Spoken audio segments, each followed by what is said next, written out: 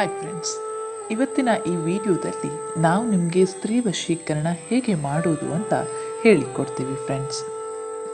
ಈ ವಶೀಕರಣ ತಂತ್ರವು ಅತ್ಯಂತ ಶಕ್ತಿಶಾಲಿ ಹಾಗೂ ಪ್ರಭಾವಶಾಲಿಯಾದಂತಹ ವಶೀಕರಣ ತಂತ್ರವಾಗಿದೆ.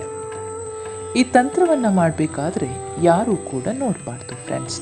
ನಿಮಗೆ ಮನೆಯಲ್ಲಿ ಮಾಡಲು ಕಷ್ಟ ಆಗುತ್ತೆ ಅನಿಸಿದರೆ ವಿಡಿಯೋದಲ್ಲಿ ಡಿಸ್ಪ್ಲೇ ಆಗ್ತಾ ಇರೋ ಗುರೂಜಿ ನಂಬರಿಗೆ ಕರೆ ಮಾಡಿ. ಡಿಸ್ಪ್ಲೇ ಆಗ್ತಾ ಇರೋ ನಂಬರ್ ಗುರೂಜಿ ನಂಬರ್. ಅವರಿಗೆ ಕರೆ ಮಾಡಿ ನೀವು ಪರಿಹಾರವನ್ನು ಪಡೆಯಿರಿ. ಈ ತಂತ್ರವು ಅತ್ಯಂತ ಸರಳ ಹಾಗೂ ಸುಲಭವಾದ ವಿಧಾನವಾಗಿದೆ. ಈ ವಶೀಕರಣ ತಂತ್ರವನ್ನು ಹೇಗೆ ಮಾಡುವುದು ಅಂತ ನೋಡೋಣ.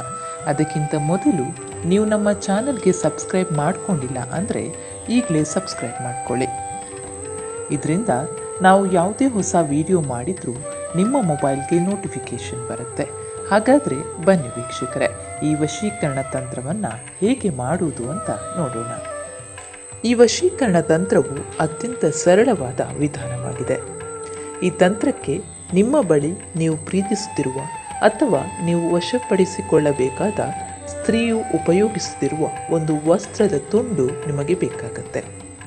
ನೆನಪಿರಲಿ, ನೀವು ಪ್ರೀತಿಸುತ್ತಿರುವ ಅಥವಾ ನೀವು ವಶಪಡಿಸಿಕೊಳ್ಳಬೇಕಾದಂತಹ ಸ್ತ್ರೀಯು ಉಪಯೋಗಿಸುತ್ತಿರುವಂತಹ ಒಂದು ವಸ್ತ್ರದ ತುಂಡು ಈ ವಶೀಕರಣ ತಂತ್ರಕ್ಕೆ ತುಂಬ ಮುಖ್ಯವಾದ ವಸ್ತುವಾಗಿದೆ.